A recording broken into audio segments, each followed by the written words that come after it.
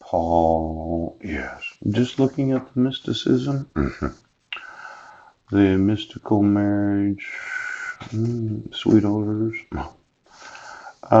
Mysticism, to cover literally a bewildering variety of states of mind. Yeah.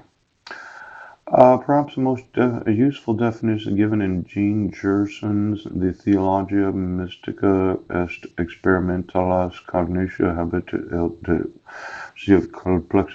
The mystical theology is knowledge of God by experience arrived as through the embrace of unifying love. Oh. Now, there are 3 points to notice. The use of the term mystical theology, which was traditional in the church until comparatively modern times, associates the mystical state with, while distinguishing it from natural theology, yes, which enables man to arrive at some knowledge of God by natural reason. Also from dogmatic theology, which treats of the knowledge of God arrived at by revelation.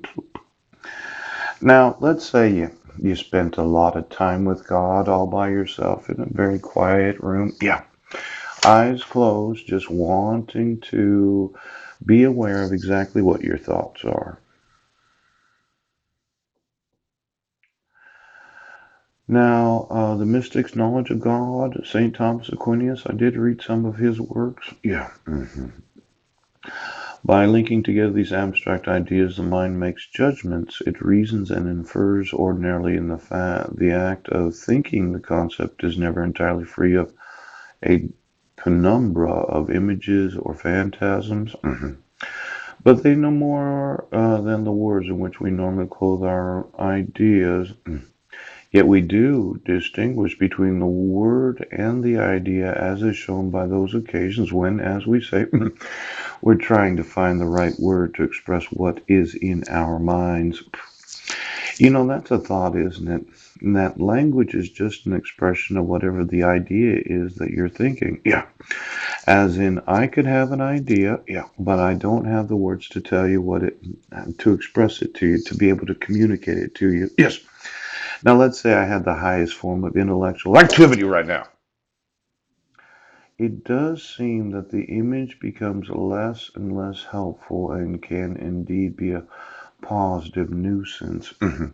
Do you consider me a public nuisance for informing you that my sons are being abused? Sheriff, did you did you want to say I was crazy for having a lot of life experience that you yourself have no idea? Good Catholic sheriff. You know, I have a pretty good mathematical mind. I was a financial consultant. But before I was a financial consultant, yeah, I did go to an Assembly God school for 5 years. But before I did that, I spent quite a while by myself. Just kind of spending time alone in the quiet, thinking about what I was reading. Now, an email should be easy to understand when I include a screen print of the newspaper, the actual birth dates of the 5 minors named, yeah, the forgery of the ex officio Superior Court clerk, yes, and I document in videos what the actual crimes are. What is your reluctance in? Your mind cannot conceive of spending time in prison for being complicit in child abduction and child kidnapping. Maybe you need to spend more time working on your mystical experiences.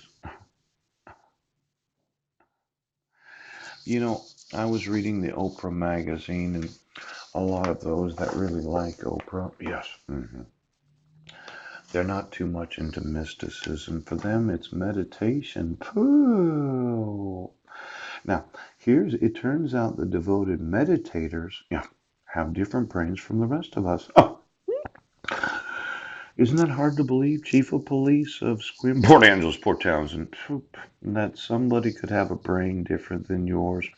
A mystic probably has a little different brain than a meditator. Now, why don't we look at the meditations of those in law enforcement, those that are oaths, badges, attorneys, yes, and mandatory reporters that think that devoting time to meditating, yes, would cause a decrease in the actual brain of yourselves.